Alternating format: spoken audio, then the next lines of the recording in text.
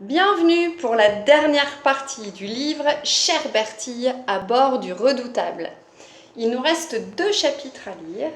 Hier, nous avons vu l'article écrit dans Passion Région qui montrait que les dangereux contrebandiers et leur chef avaient été arrêtés.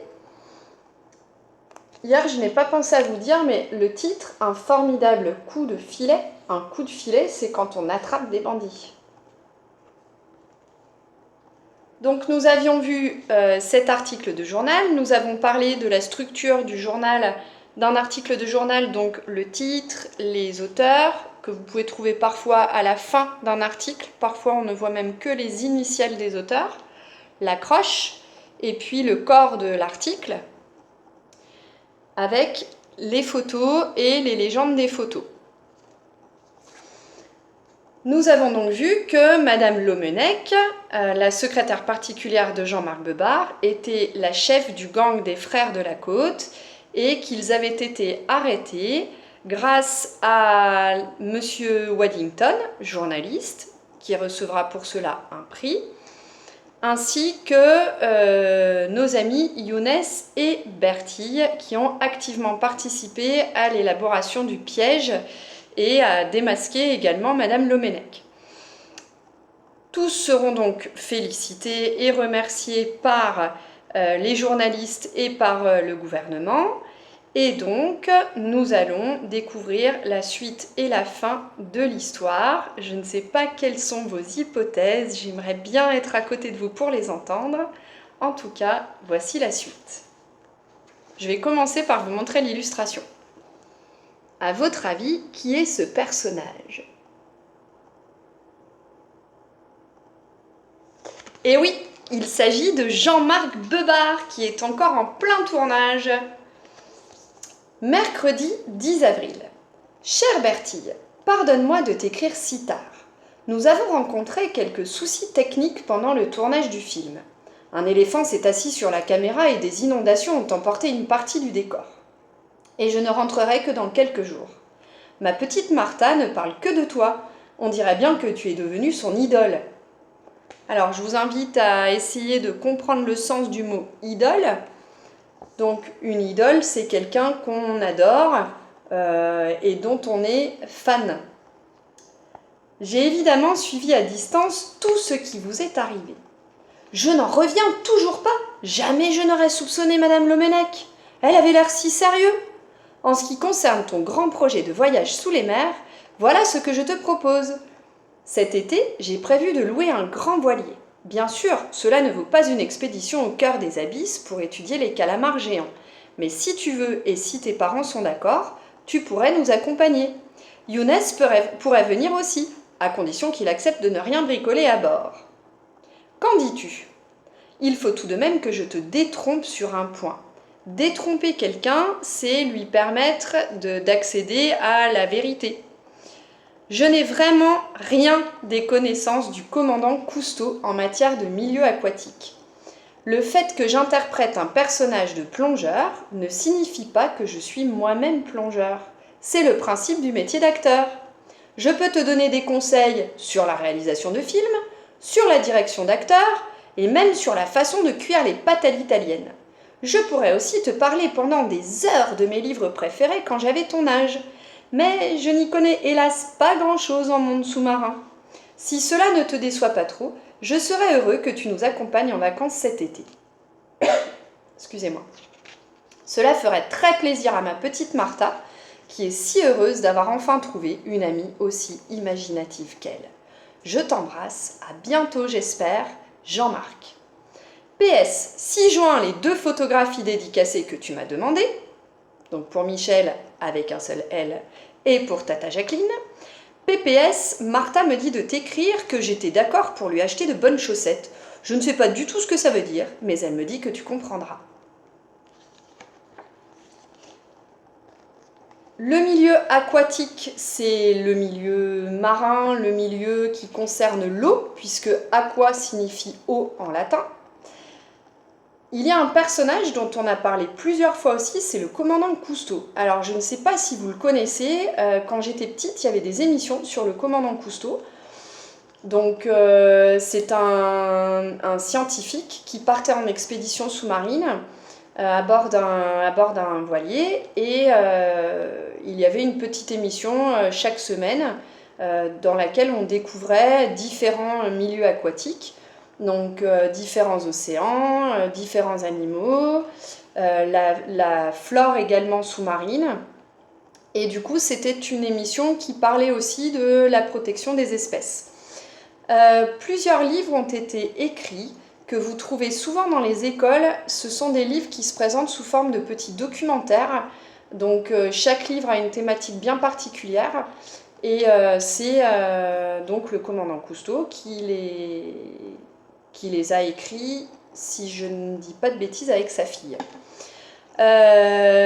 Le commandant Cousteau, vous pouvez retrouver, je pense, ses émissions sur internet. À mon avis, tout doit être en ligne.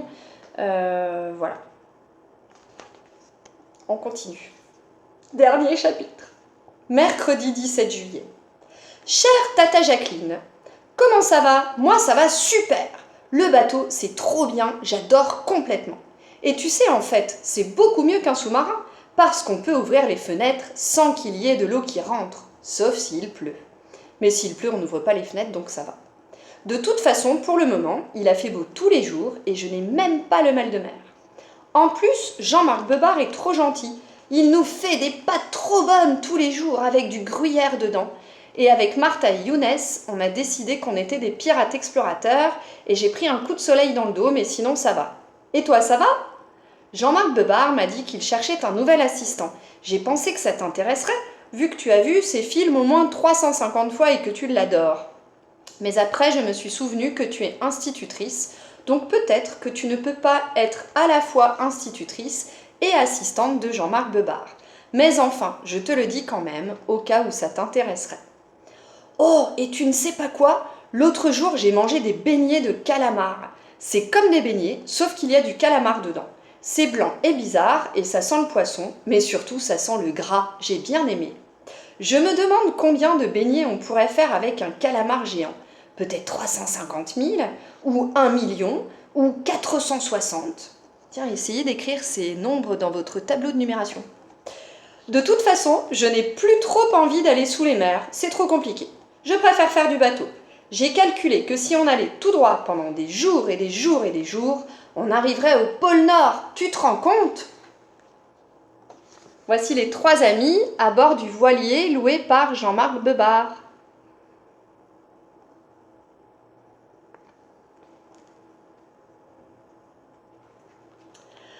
Bon, mais malheureusement, on ne peut pas parce qu'il faut qu'on soit revenu à temps pour la rentrée. Et puis Jean-Marc Bebard doit retourner sur son tournage de film et Younes doit finir son détecteur de fèves dans les galettes ou je ne sais pas quoi.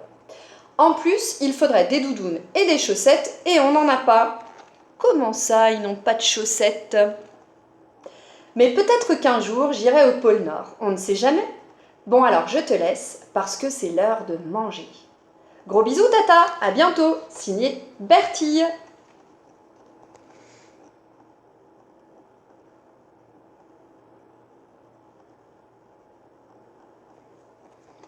Cette histoire donc se termine bien, tout va bien dans le meilleur des mondes, les 3 amis se retrouvent pour passer leurs vacances et vivent une aventure extraordinaire à bord du voilier loué par Monsieur Jean-Marc Bebard.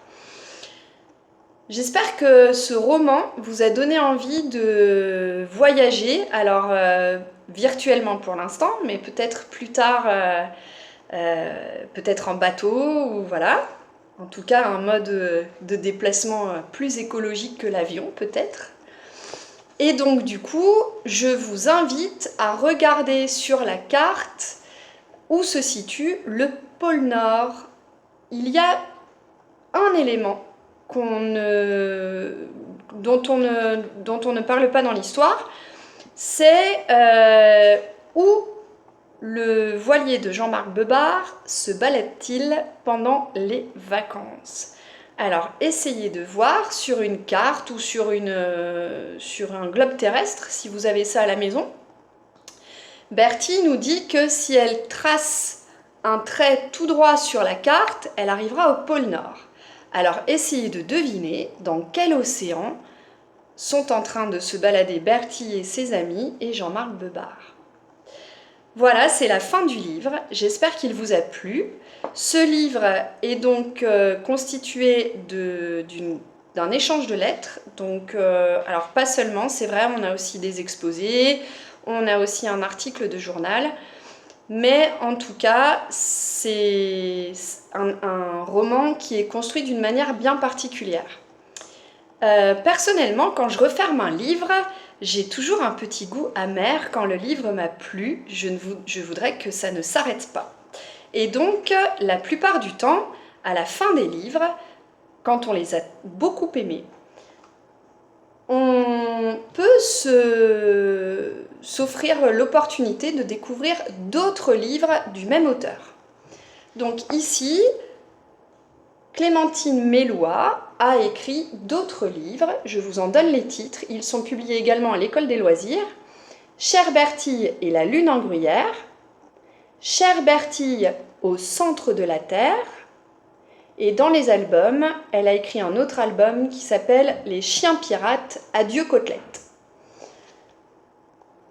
Je vous ai dit juste avant que c'était quand on aimait bien un livre que souvent on avait envie de relire d'autres livres du même auteur.